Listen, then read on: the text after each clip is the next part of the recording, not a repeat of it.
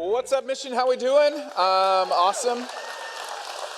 I know you're clapping because you're glad you're here. I know it's just leftover Dodger energy, though. So let's just go ahead and get it out of the way. How about those Dodgers?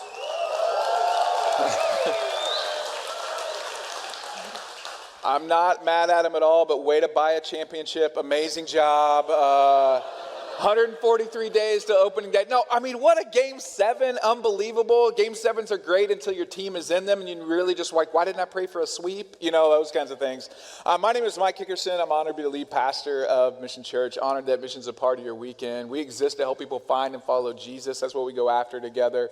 Trying not to make that really complicated. It's not always easy to surrender your life to Jesus and follow him and how he gets inside of you and transforms you, but it's not complicated at all of what he intends for our life. Honored that you would invest some of your time and attention into what God may have for you. And you're like, I just was coming to brunch and we stopped off here. I didn't know it. They'll still buy you brunch or lunch or whatever they were going to do, but and this will be a good journey to go on. But honored. I really do believe that God is for you and not against you. I believe he has a plan for your life, and it's no coincidence that you walked into here or watching online or on the patio or in the lobby. Just want you to know this is a safe place to experience what God may have for you, and I want that for you. We just really believe around here that there's no perfect people. Like there's no perfect people on this stage, there's no perfect people in these rooms or online or on the patio. There's just no perfect people, and if you're like, how did they know? We know. Just trust us. And so what I want to do now, if you're new, this may be new for you, I want you to turn to the person next to you. We do this on a regular basis. And then just remind the person next to you, like, don't make it awkward, but just look at them and be like, hey, I just want you to know something. You are not perfect. So do that on the count of 3. 1, 2, 3. Go for it.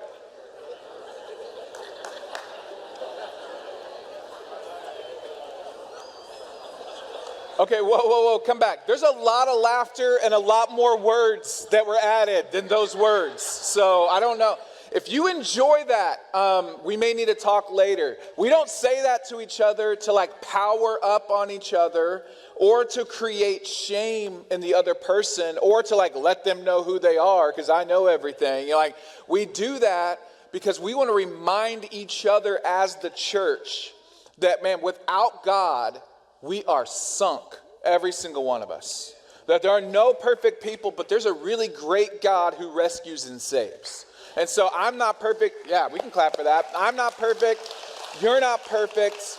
But man, there's a God who moved towards us at our worst and into the mess so that we would have the right to be restored as much loved sons and daughters. Now, when you're fighting tonight, don't be like, well, you aren't perfect. I told you today you weren't perfect. You know, don't power up on that. So if there's no perfect people, then that means that anyone is welcome. Like we're allowed to be on the journey, like of what God may have for us. And I don't know what you're walking in from, what you believe about God or Jesus or Bible or Christians. I know that sometimes that can be an obstacle, and sometimes people that are following Jesus aren't the best reflection of who he is in the world. I understand that. But man, no one is perfect, but man, you are welcome here to be on the journey and figure out what God would have for you. What I also love about one of the things that we hold dear is that change is possible. We don't just walk in and say stuck in the like, it's just the way it is going to be. I'm in despair. It'll never get better. That's just like my grandpa was this way, my grandma was this way, my generations are this way. This is just who I am. It'll never get any better and there's no hope for me. No, actually we believe that change is possible. Like you have access to everything you need to live the life that God has called you to.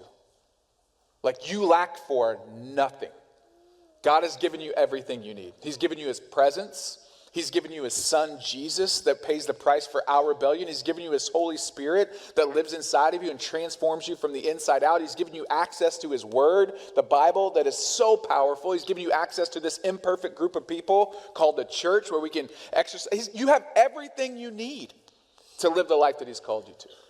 And I want that for you so you don't have to stay stuck. And you may believe that for somebody else on the other side of the room, but I would want you to understand that God has that for you in your life as you walk in this moment. And that means that there's hope for every single one of us. That God has not bailed on us, that he's not forgotten us, that he's not just going to, let us just live in the mire of our stuckness. He's going to get us out of it. That confident expectation that God is both willing and able to do everything that he promised to do. Man, there's hope for you. And there's hope for me. There's hope for us. We've been in this series called Among Lions, where we've been walking through the biography of a historical figure named Daniel, kind of walking through his journey. When he gets, as a teenager, he gets taken from his land and dropped into this place called Babylon, and Babylon becomes like synonymous with evil for the rest of all time, and not a lot of people being named Nebuchadnezzar these days or Belshazzar these days, so like Babylon doesn't hold up historically as a great community, but Daniel gets like exiled into it. And so we've walked through, like, what do you do when culture shifts? Like, what do you do when the pressure's on? What do you do when you're in the fire or when the writing's on the wall? And today we're coming to the like namesake of our series of like, what do you do when you're among lions? And it's funny to me because I didn't grow up in the church. Anybody else not grow up in church? Like, so like all the story, like the flannel graph stories that it seems like Christians know, like they were done on the flannel. Anybody go to a flannel graph church back in the day? Okay. Like, they're like, telling the stories. Daniel's not a kid's story. And we treat it like it is. It's like when you're tucking your buddy, your son or daughter in at night, and you're like, oh, let me just tell you this awesome story about how faithful God is. And you're like, so it's so cool. There was this teenager that his whole family gets killed. And then he gets kidnapped into this other country. And they try to change everything about him. And no one likes him because he follows God. And everyone tries to kill him. But God is faithful. And then like his friends get thrown into the fire because they won't bow down to God or to a king. It's so cool. And then that king, like there's this writing on the wall and he starts to serve another king and all of them hate them. And because he won't bow down, they throw him into a den of lions. All right, buddy, have a great night's sleep. See ya. Like, and we wonder, like the kid's like terrified. It's like, it's not a kid's story. But man, it's beautiful history. Of like, what do you do? Like, is God faithful when the circumstances of my life don't seem to me like he is? Or what do you do when you feel like you've been dropped into a culture or an environment and they're like this, it's a story of like spiritual exile and of like grit and resilience and faithfulness and perseverance. And could we sign up for that kind of thing? And so one of the things that's been helpful for me, there's like this underlying question in this book of Daniel and the story of Daniel and the history of Daniel. And it's this idea of integrity and this idea I would invite us into today of like, who are we when no one is looking?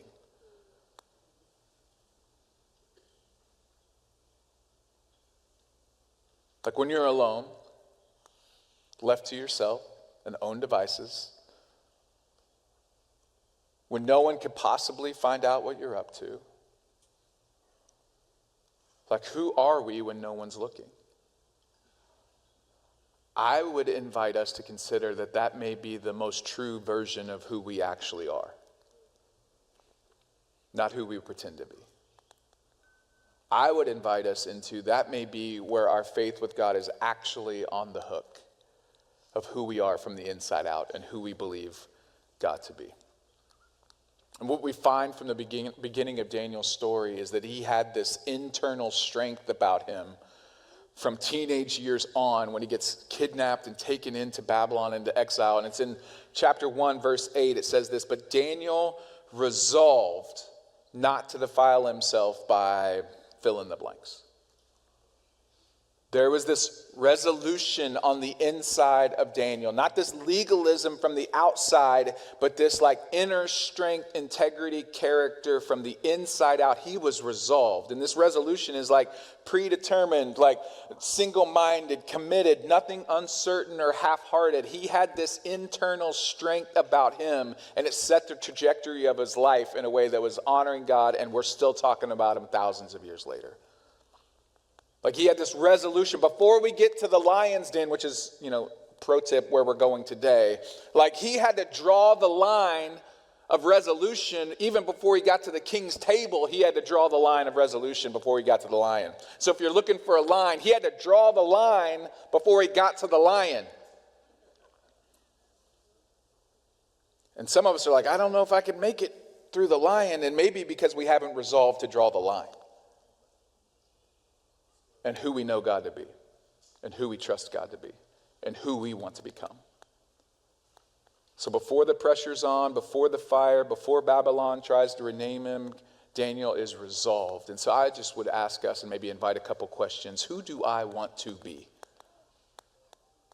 And how much do I care about God's way? Really? Like when the chips are down, when it matters where I stand, how much do I actually care about God's way for my life? How much does it matter to me that I'm resolved? Or maybe this question could bounce around. What would it look like to resolve in your heart to consistently honor God, no matter what happens? Some of us are like, well, if you tell me how the story ends, I would put God first. That's great on this side of the history of Daniel, but that's not how Daniel lived it out. What would it look like? Let me just go back to that question. What would it look like to resolve in our hearts to consistently honor God no matter what happens? And could you resolve to do that? Let me catch us up where we're at in Daniel 6. So most scholars would estimate that Daniel's in his 80s. He gets kidnapped in his teens, and he's in his 80s in chapter 6. And so he's gone through 7 kings and 2 kingdoms and 6 decades of consistency where everybody's trying to kill him. He's still honoring God with every part of his life. It was a character that wasn't revealed when he was under pressure. It was character that had always been there. No matter the pressure, he had it from the inside out because he had resolution. So we've got this new king, and the king falls in love with Daniel because he lives with such integrity. He lives with such influence. He has such a great leader. He always gets elevated when a new king comes in.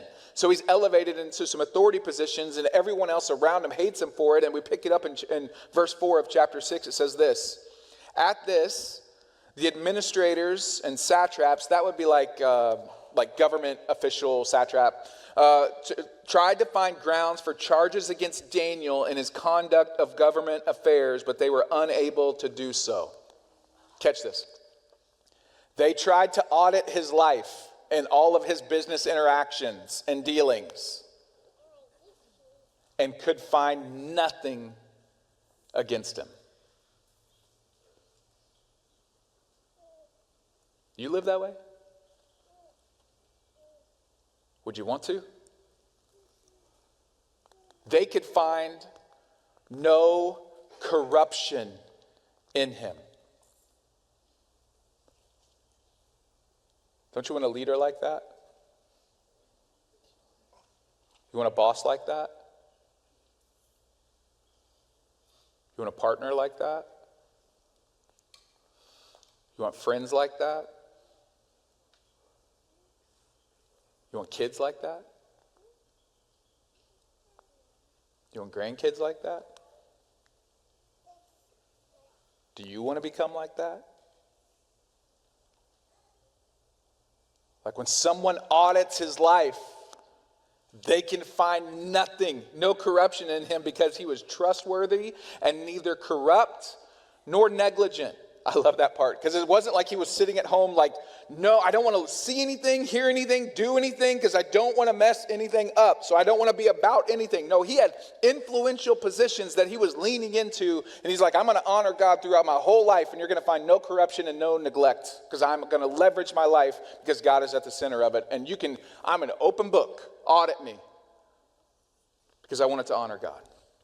Finally, these people that were trying to catch him, these men said, we will never find any basis of charge against this man Daniel unless it has something to do with the law of his God. We can't get to him.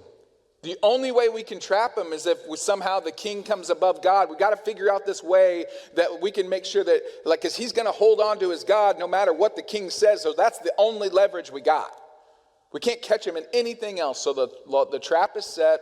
And they go to the king and they're like, you know what, king, you are so amazing. And every king is like, I am amazing. You're right. And they're like, yes, I am amazing. You know, and they're like, you know what we should do? Because you're so amazing, king, we should not let anyone else be the center of anybody's attention. And he's like, that is a great idea. I should be the center of everybody's attention. And they're like, king, because you should be the center of everybody's attention, there should be no other gods, No one should be able to pray to anyone else but you because you are amazing. And he's like, I am amazing. I think people should only be praying to me. You're right. Let's make a law. And if they don't, let's just kill them. Great idea, king. Let's do that. And then what happens, let's read it from verse 10. So the law gets enacted and they can't undo the law. But when Daniel learned that the law had been signed, he went home and knelt down as usual. Where did he go? He knelt down. What are those two words? Let's try it again. When Daniel learned that the law had been signed, he went home and knelt down in his upstairs room with its windows open towards Jerusalem. Let's go to the next part of it. He prayed 3 times a day, just as he had always done, giving thanks to God. I wonder just for a second, how did they know that they could catch Daniel praying?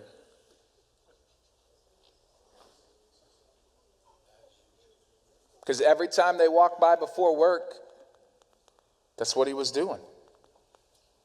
Was he blasting it out on social media of how good of a guy he was? Well, number one, he didn't have social media, but he's doing it in his home. But there was this way of being that he went about his life where God is at the center, and they knew his habits, and they knew his customs, and they knew where he'd be, and they knew what he'd be doing. He had this habit built into his life long before the crisis of the lion's den ever comes up. And they knew that they could catch him.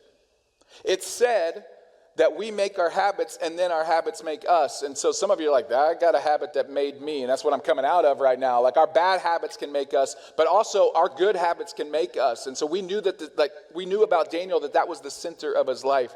There's rhythm before there's chaos. There's this resolve before there's pressure. And I'm wondering, just for fun, in a non-creepy way, if we could follow you for a day, if we could catch you praying. If we could catch me praying. I'm wondering if we've had enough evidence that we knew that God was at the center of your life. Because you had habits built in. And so they know how to catch him and they know what's going on. So I wonder what would be up for you with how people would catch you and if it would be anything centered on God. And so what happens is Daniel gets caught. He's praying. The sentence is death. They can't undo it. So the king is like, well, I wrote it into law. I can't undo it, but I love you so much. Sounds really complicated. I know that's what's going on. So then go to verse 16 and it says this. So at last the king gave orders for Daniel to be arrested and thrown into the den of lions. And the king said to him, may your God, whom you serve so faithfully, rescue you. And so he gets in with the lions. And I'm not talking about the MGM lion or the zoo lion. Anybody seen lions at the zoo? You with me? I love the lion. Anybody seen lions without a fence or a cage separating you? I have.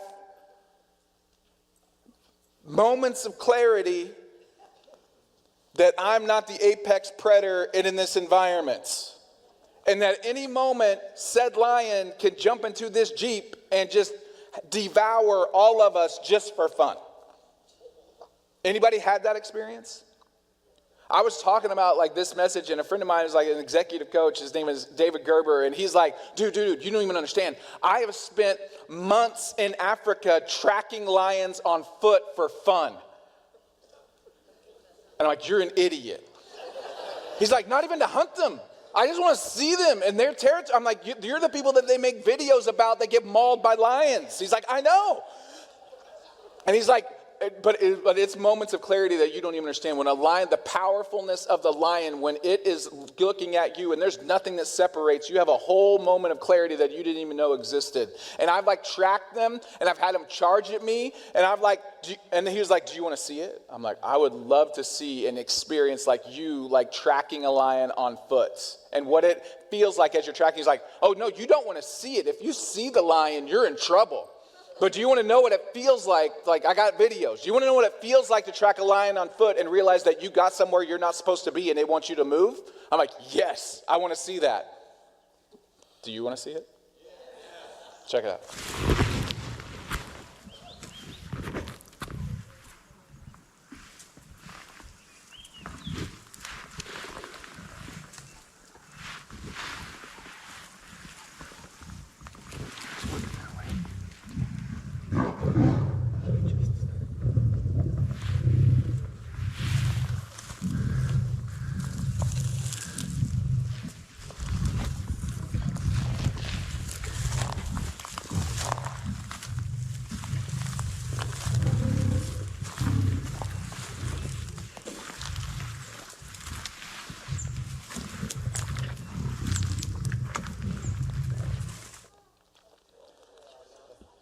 think you want to see it until moments like that happen. And you're scared to death because that thing eats people for fun. So Daniel gets locked in the den with beasts like that we don't even want to see. A stone, this is what the verse would say, a stone was brought and placed over the mouth of the den, and the king sealed the stone with his royal seal and the seals of the nobles so that no one could rescue Daniel. Then the king returned to his palace and spent the night fasting, because truthfully, the king really did love Daniel. You start reading all the history and all the context of this. He refused his usual entertainment. You could probably make up what that would entail, and couldn't sleep all that night. Very early the next morning, the king got up and hurried out to the lion's den. And when he got there, he called out in anguish, Daniel, servant of the living God, was your God whom you serve so faithfully able to rescue from the lions? He's calling out, knowing the answer. And all of a sudden he hears this voice. Daniel answered, long live the king. My God sent his angel to shut the lion's mouth so they would not hurt me. I have been found innocent in his sight, and I have not wronged you, your majesty. And the king was overjoyed and ordered that Daniel be lifted from the den, and not a scratch was found on him, for he had trusted in his God. So we got Daniel coming out. I mean, that's pretty amazing. You can clap. I would clap. You got Daniel coming out of the lion's den, and you're like, oh, I knew that was going to happen that way. And Daniel knew it was going to happen that way. No, he didn't. He just was resolved. What's funny is that Daniel's resolution and resolve from the inside out did not keep him out of the lion's den. It put him in there. And Daniel's resolution from the inside out is like God met him in the lion's den. And how amazing would it have been if Daniel would have been like, oh, I am so good at this lion thing. Like, it's like I heard one pastor say, like, I'm just going to teach, Daniel's on a book tour now of teaching people how to close the lion's mouth. Like when you're in there, when you're in a hard situation, let me just tell you how you're going to do it. You're going to close the mouth. How stupid would that be? Daniel's like, no, I thought I was dead because I had honored God with my life, but God rescued me in the midst of my lion's den, and I had nothing to do with it. And that's the story I tell throughout all of history. And then the king says this, verse 26, the king that doesn't believe anything that Daniel believes, but has watched Daniel's life closely and has watched his God do amazing things. I wonder if that could be said about you and me. He says this, I decree that everyone throughout my kingdom should tremble with fear before the God of Daniel. Catch this, for he is the living God, and he will endure forever, and his kingdom will never be destroyed, and his rule will never end. He rescues and saves his people. He performs miraculous signs and wonders in heaven and on earth. He has rescued Daniel from the power of the lions. And the end of it would say, so Daniel prospered during the reign of Darius and the reign of Cyrus the Persian. Let me just pull out a few quick notices for us that may be helpful. It's been really challenging for me and helpful for me. The first is that if you can't have character at the king's table, don't expect it at the lion's den. If you can't make resolutions and be resolved from character from the inside out, that you're going to honor God with your life when it's easy and comfortable and like doing so will be so easy, don't expect to be able to have resolution and character and integrity when that gets really difficult. And that's important for us to know. The lion's den wasn't the test, the king's table was. The influence over 70 years wasn't the test, it was the resolution at the beginning to live that out. Draw the line before you get to the lion. You with me? You have no idea what God has in store for you if you will draw the line before you get to the lion. So it's our move today, that resolution movement, like before the pressure, before the moment, before the din, before the who we are when no one's looking. That's actually who we really are. That's the part that matters. Before we get the career pressure or the relationship pressure or the money pressure or the needing approval pressure, before all that, we've got to have God at the center of our life, and we've got to have resolution with our life. It's really hard to have resolution when life gets hard if you hadn't had it when life is pretty easy. Second notice from Daniel's life in this chapter would be, and it's a quote from Eugene Peterson, who's like a pastor, author guy that I really respect and love, and it's this, that there's this long obedience in the same direction. Like that's what Daniel had. And that's where its influence comes from. And that's where his legacy comes from. Some of you may feel like you're at the king's table now and you have so many opportunities in front of you and you're trying to figure everything out and it's so easy to cross lines and it's so easy, and if you just do this you're going to add zeros to your account. It's just so you're at that moment right now, and some of you may feel like you're in the lion's den, that you're like in all the difficult situations because you've done the right thing and even honored God with your life, and it's just right now you got to realize that God is up to more than you could possibly imagine with your life, and it is a long obedience in the same direction. And how you're living out your faith and how you're living out your life matters to your grandkids in this moment. That legacy of faith requires resolve. Proverbs 11 says it this way: the integrity of the upright guides them. Not outcomes, not feelings, but integrity. Who you are when no one's looking. That weight from the inside out, that character, not just the poundage weight, but the character weight that you bring to the table. Doing what I say I'm going to do, when I say I'm going to do it. Solid all the way through. What you see on the outside is what you see on the inside. Like that integrity piece matters to us. And matters to God. I just want to have a moment for us just in this. Just no one else is listening, just me and you.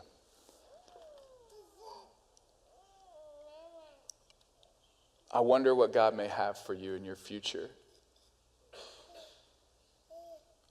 that you're afraid to draw some resolve lines today and going to miss out on.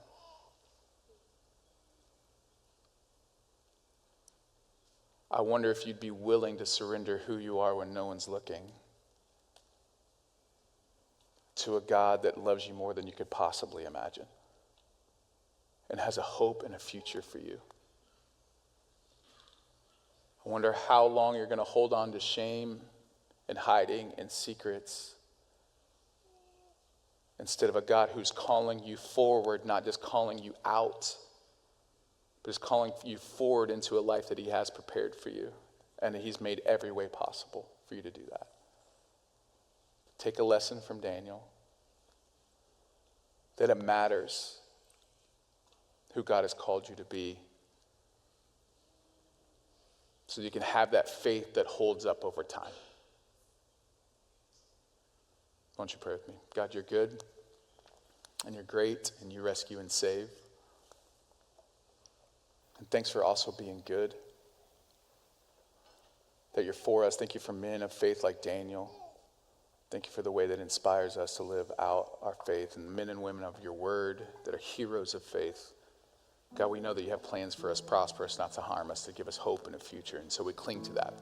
In Jesus' name we pray. Amen.